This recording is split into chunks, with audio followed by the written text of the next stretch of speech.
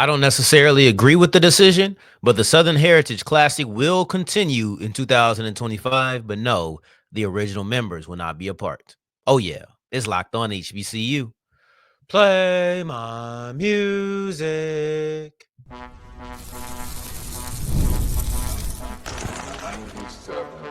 You are Locked On HBCU, your daily podcast covering HBCU sports. Part of the Locked On Podcast Network, your team every day.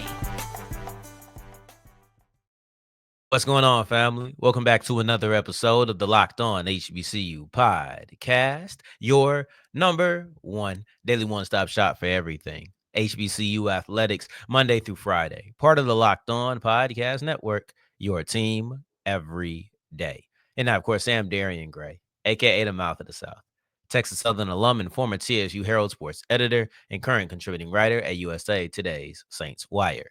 Thank you for going on this journey with me, making Locked On HBCU your first listen of the day every day. And remember, just because the mic cuts off does not mean that the journey is over. Just means it's time to follow me on Twitter at South Exclusives.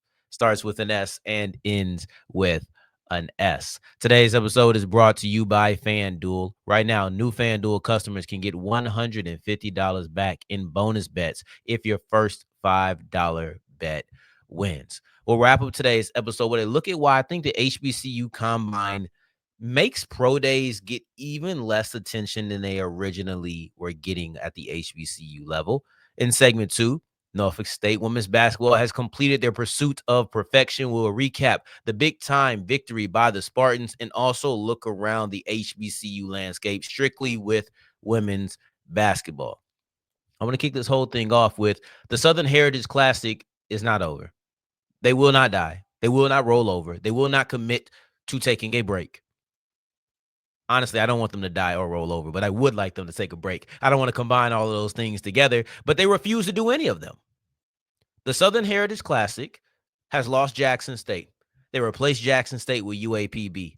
They have now lost Tennessee State, and they will replace the Tigers with Alcorn. Do I know if this is going to be a permanent or even a long-standing multi-year deal? No, we do not know at the time. I did not see that in the contract, or I didn't see a contract that said it was going to be multiple years. Maybe I was a little too frustrated, and all I could focus on was 2025 because I don't care about 26, 27. I don't think that this should have existed in 2025. I've said it multiple times. I'm not going to stop saying it. I don't think that the Southern Heritage Classic should have continued. I think that it should have paused for a year. Now, it does require you to actually believe that Tennessee State is willing to come back. I will admit that. If you do not believe that Tennessee State is willing to come back, then yeah, you probably should try to find another way to do this. I do believe that the Tigers were willing to do this. I believe that, honestly, if the money was right, you might be able to get Tennessee State and Jackson State back. But the money has to be right. And the fact that money and finances are the reason that you lost the tradition, because let's be very clear, this is a traditional game between Jackson State and Tennessee State. UAPB just filled in for a little bit. But the money is what lost you tradition. You would, in my opinion, not only you would think, I would try to get my money right. Because let's operate under the belief that Tennessee State is willing to come back if you can get your finances correct. Would you rather have a random Alcorn versus UAPB game on your history or have a gap on your history? Because I would rather have the gap. Honestly, I've said it before, and I would die on this hill. This is not a Southern Heritage Classic because the Southern Heritage Classic must require Tennessee State or Jackson State. I compare them to classics around, specifically the Orange Blossom Classic. The Orange Blossom Classic was FAMU versus whoever it was, which was a revolving door at the time. That's what the Orange Blossom Classic was. So when FAMU left, you only really had to replace one team. But do you know what they did? Right? Like we gotta be real about it. The Orange Blossom Classic was never Jackson State versus FAMU. I understand when it came back, it was that for multiple years, and then JSU and FAMU both bowed out at the same time, but that's just the new age version. But the one that's been around for a long time, that version was FAMU versus Jackson State versus North Carolina Central versus Alabama State. Didn't matter. It was a revolving door. But they lost FAMU, so it didn't feel like a true Orange Blossom Classic for many people. You know what the OBC did? They went and got North Carolina Central versus Alabama State, a game that a lot of people were excited to watch. With all due respect, the replacement for Tennessee State versus Jackson State, let's even take it away. The replacement for the pillars of the Southern Heritage Classic are UAPB versus Alcorn. This is a SWAC game that y'all said, hey, we'll give you a little bit more money to make it a neutral site. This game was going to happen no matter what. And quite frankly, I wasn't sitting here super overjoyed to watch Alcorn versus UAPB. It wasn't a game when I looked at the schedule, I said, gotta watch that. It wasn't. It wasn't. So you look at the way these things were handled. They're two different situations, number one. So while it was FAMU my majority of the time or the whole time, you lost them, and I wanted them to continue. I did. I wanted them to continue because I thought that there could be life with it. And at times I feel a little bit like maybe I'm not being fair. Maybe I'm not holding them to the same standard. But then I realized 5 seconds ago as I was talking, one of the bigger reasons was FAMU left. After FAMU left, right? And then boom, you replaced them with a game. I've watched the Southern Heritage Classic decay. At the end of the day, I have watched the Southern Heritage Classic decay piece by piece. I was here. It was Jackson State versus Tennessee State. Then all of a sudden, JSU said, money not right. Got to go. So we're not going to let this thing die. Go get UAPB. Well, at least you still have one half of the originals. At least you have UAPB versus Tennessee State. But now Tennessee State is gone. So you lost both of your pillars.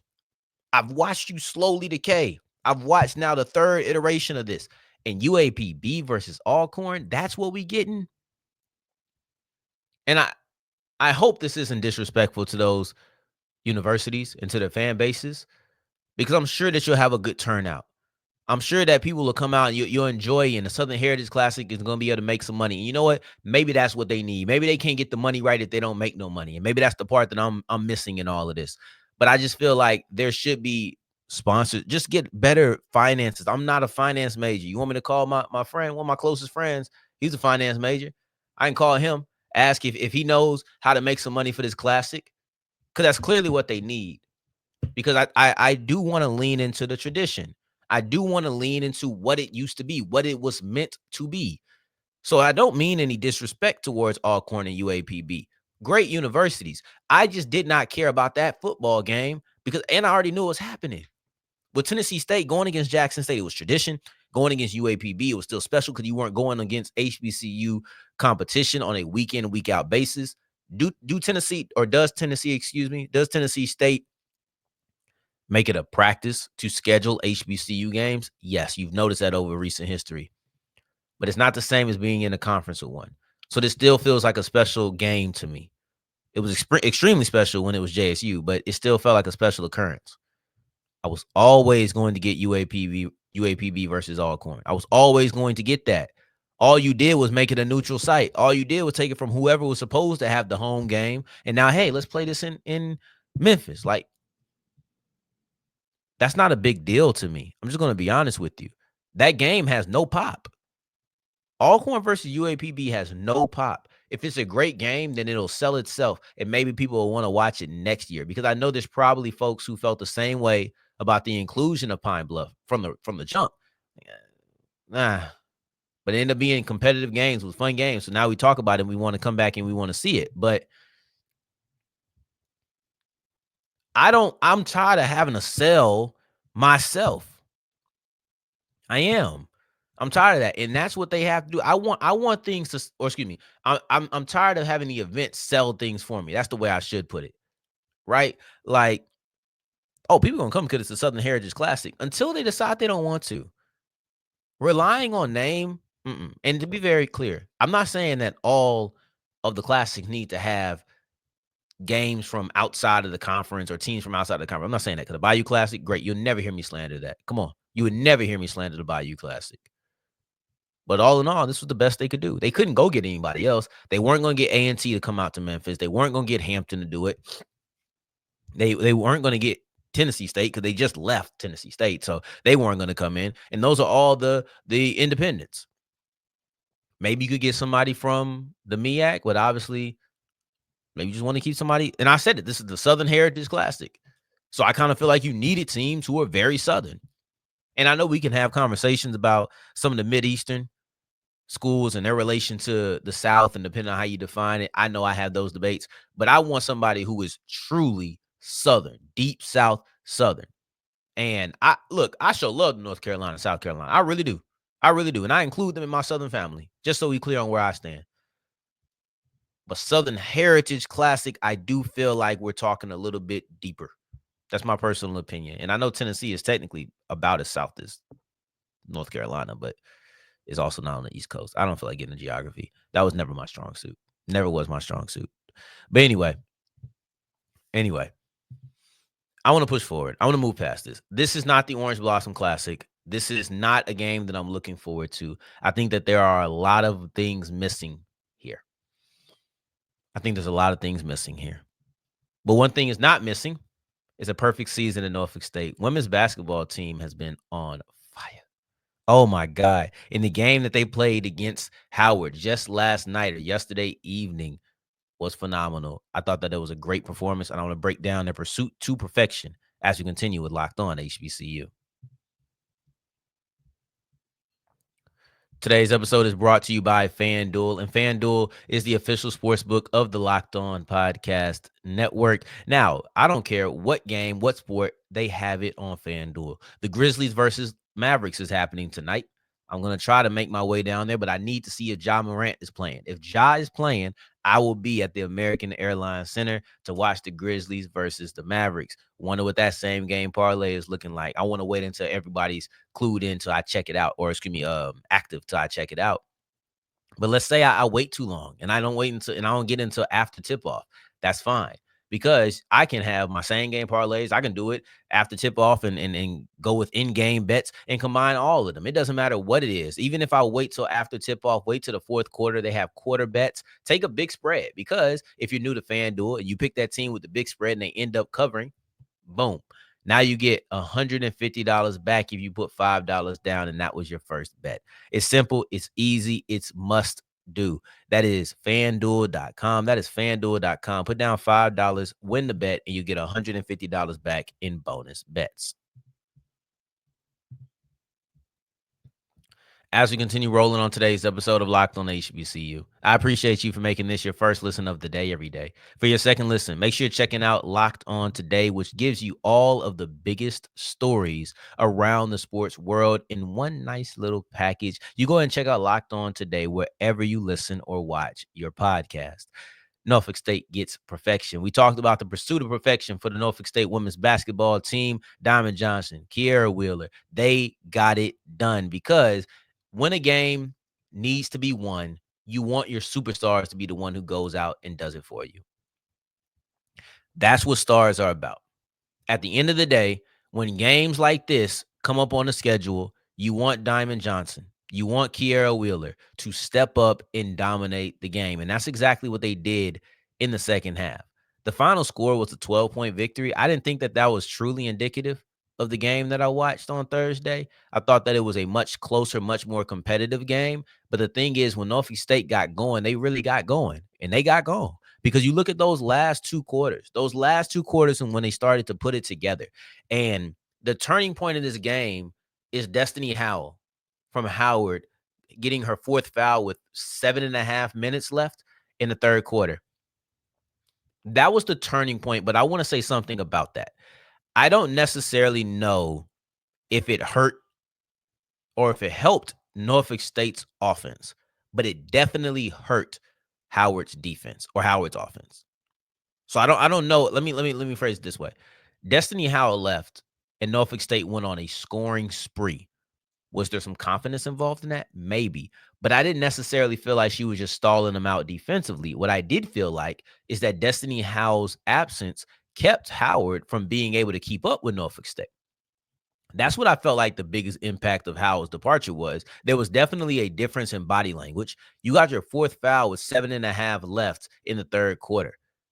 We ain't see you until the fourth. And by that time, you see Norfolk State going on their run. You see Diamond Johnson putting together. And it started with Kierra Wheeler because Wheeler was getting boards and putting them back up. She was finishing close to the rim. And then in around the late third quarter, early fourth, I believe, that's when Diamond Johnson just went crazy.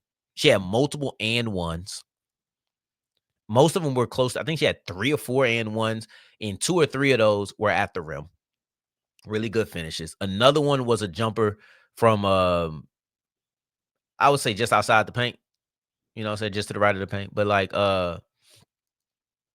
you're looking at, I thought that Diamond Johnson was a magician. I really did. I thought that she was absolutely wonderful. I want to get her stat line and pull this up because Johnson had a huge game with where her points at.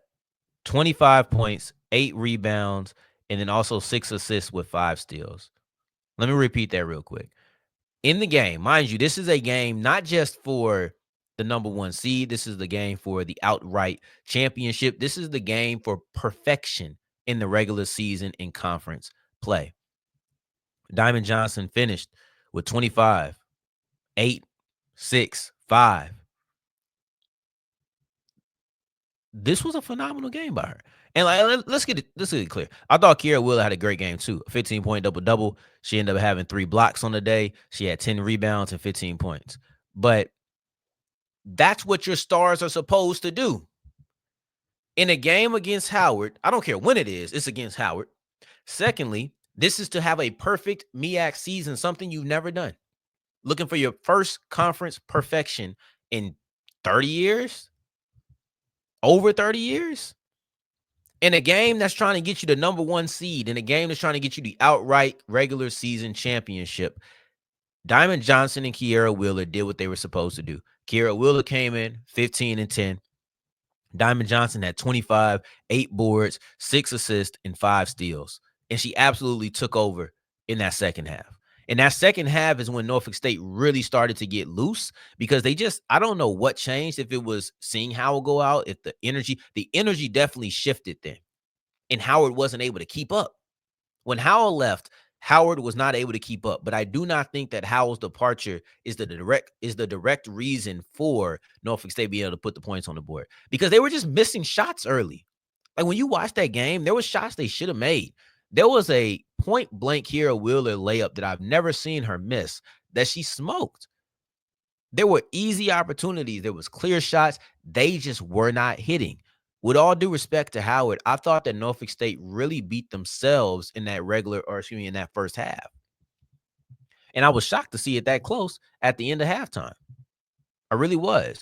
Because in that second half, or in that second quarter, they ended up being 13-13. But Norfolk State was not shooting the ball well. You saw it, man. 25% from the field, 21% from the field. Even in that third quarter, I didn't think they shot the ball that well. They shot it only 35%, and I felt like they had some missed opportunities there as well, if I'm not mistaken. The fourth quarter, though, that's when they shot 69%. Yeah, then that was different. 9-13. Less shots. That was the least amount of shots that they put up in any individual quarter. It's the most shots that they made in any individual quarter, and it's the most points they had, 25 points. You look at it in the second half. First off, let's go quarter by quarter. And I'm only going to say Norfolk State's points first. 12, 13, 18, 25. Yes, it's steadily climbed, but you see in the first half, that first quarter and second quarter numbers, terrible. First quarter, second quarter numbers, terrible. They shot the ball poorly. They had many missed opportunities. I thought they had some sloppy turnovers. There was one play where Diamond Johnson had a backcourt, and it was just like, that's not Diamond Johnson. Then in the second half, we saw Diamond Johnson. We saw her driving to the hole. We seen her with the reverse lay or with the up and under. We saw her with the magical passes. We seen all of it. This was a phenomenal performance. When stars need to show up, stars must show up. And in a game like this, stars needed to show up. The final score was 68-56, but that was nowhere near as separated as this game was. And I think that they would have lost this game if Diamond Johnson and Kierra Wheeler didn't determine that we will win this game no matter what. And that's what I saw. I saw them start knocking down threes. When Kierra Wheeler knocked down a three, which I think was their first bucket in the third quarter. I could be wrong. I think that was their first bucket in the third quarter. That's when I said, okay, now things about to start rolling because they were just getting points from the free throw line in the second and third at first. So really big time game. Really, really big time game. I want to go around real quick as well. But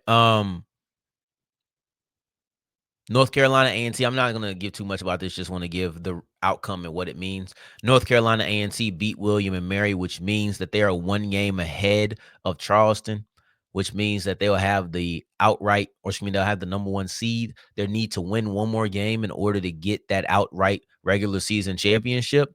But this is going to be a number 1 seed team in the CAA tournament no matter what because of the tiebreaker, because they beat Charleston earlier.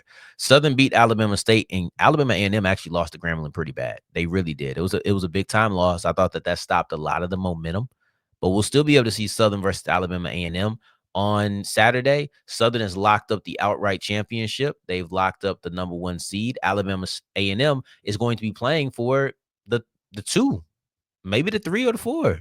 You know, they have to win this game against Southern. If they lose, they are automatically the number 4 seed.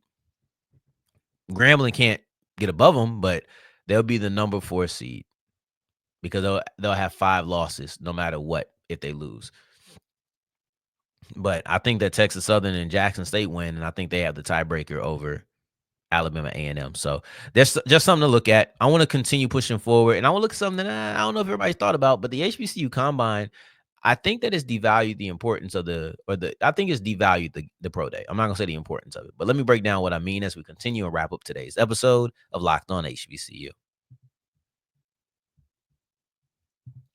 Today's episode is brought to you by the Armada Team of the Week, and that's the 2025 Nissan Armada. Each week, our Locked On college basketball experts are picking one team that stands apart. From top-seeded stars to unexpected upsets, these guys showcase the strength and sheer power needed to push their team forward. This week's Armada is the clear-cut team of the week. It's the Houston Cougars. Since joining the Big 12 last season, the Cougars have gone a combined 33-4 in conference games. There is no team that embodies the rugged Armada nature in college basketball more than Kelvin Sampson's squad. The Houston Cougars' tenacious defense leads the nation in the fewest points allowed per game for the second straight season. They've been balling out there. Y'all better ask them about Scott now. When it comes to the Nissan Armada, they say go forth and conquer, and that's exactly what the Houston Cougars have done. It's clear that our team of the week is out here ready to conquer the road ahead of them with confidence, just like you can in the all-new Nissan Armada or any of the Nissan's outstanding vehicles. Go to Nissan USA and find your next big adventure.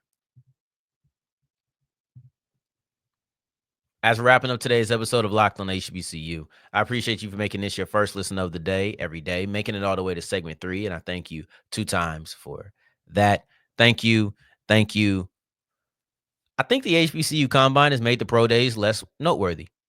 To be honest, I just don't know if the pro days were ever a main attraction. I don't think they drew enough interest from enough NFL teams and enough scouts, which is the reason the HBCU Combine is so beneficial. When I look at this, it's like, hey, the reward outweighs the negative aspect of it. Because let's say that we're talking about a guy like Fred Stokes. All right. I don't know how many teams are coming to the PV Pro Day. Let's talk about a dude like Joaquin Davis. How many people are coming to the North Carolina Central Pro Day? I don't know, but I doubt it's all 32 for either one of those guys. You could even talk about, I think maybe Carson Vincent at Alabama A&M could do it, but he went to the Combine, so he's not even a part of this conversation. Also, I don't know if I do anything at Alabama A&M's Pro Day, by the way. Just saying. But let's see, who's somebody I think highly of? Well, Joaquin Davis, I named 4. Who am I 4? Elijah Williams at Morgan State. I don't necessarily know if Elijah Williams is bringing out all 32 teams at his pro day. That being said, I do know that all 32 teams were at the HBCU combine. So that's why the benefit outweighs any negative aspect of this whole thing. That's just my personal opinion, I guess. But that's where I stand with it because you're going to get the benefit. You're going to get more out of the HBCU combine than you would have got out of your pro day. But now the question becomes, who cares about the pro day if we're talking about scouts? Who's coming to the pro day? Because there's not many HBCU players who are going to get drafted. There's not many HBCU players who are close to getting drafted. And when I'm looking and thinking about that, well, those are the only players who are going to gravitate people to the pro day. And that's why I'm kind of frustrated people who didn't perform at the HBCU combine, because there's no guarantee you'll get all of these eyes on you again at your pro day. And I understand that there's many people who opt out of the NFL scouting combine and teams still go to their pro days. But we must understand the world that we live in, and we do not live in a world where the HBCU guys have that luxury.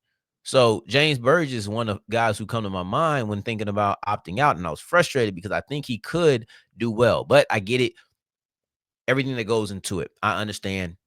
But this is what I had Coach James tell me about the Bama State pro day. And he's the former Bama State cornerbacks coach, defensive backs coach, excuse me. And now he's moved on to Kennesaw State. He said the way that the Hornets have their pro day set up, they'll still get a lot of people there. So that benefits guys like Dozier, like Cunningham, like Thomas, like Burgess, because like Scarborough, because the way they set it up, both in physical location and time wise, is in between Alabama and some other big time school that all of the scouts are going to go to.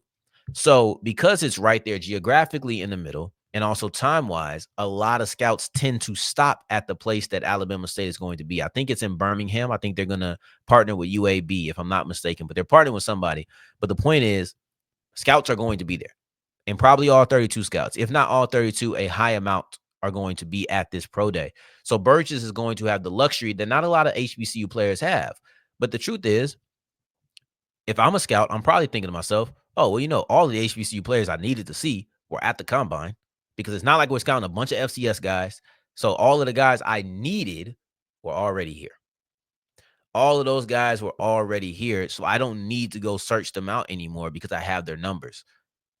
I would have taken advantage of that opportunity if I was them. I'm just saying. That's me personally. But I just think that in general, maybe it's just not noteworthy, because you might not want to see Darrion Gray from Texas Southern. He's not going to the league. He's not going to the league, but he's going to be a part of that pro day. Might not care. You might not care. I'm not just talking about the scout. You might not care. You might not want to pay attention to it because I already got Joaquin Davis's 4.440. 4.4440. Just things to think about. I was thinking about that today, and I wanted to bring that idea to you because I didn't know how I was going to complete the show. And when I was thinking about this in my head, I said, this is something I would love to know what they thought about. So I thought I'd bring it to the show. And I appreciate you for listening. I appreciate you talking back if you do. In the meantime, in between time, we'll be back on Monday. It's a long weekend, baby. I don't know what exactly we're going to be talking about. Probably do a little Division II NCAA tournament selection show conversation. Maybe some SWAC. Yeah, probably do some SWAC tournament preview conversation. Maybe the MEAC. I don't know. It's a lot of basketball in here. Let's get some football to talk about. In the meantime, in between time, take care. Stay blessed. Peace.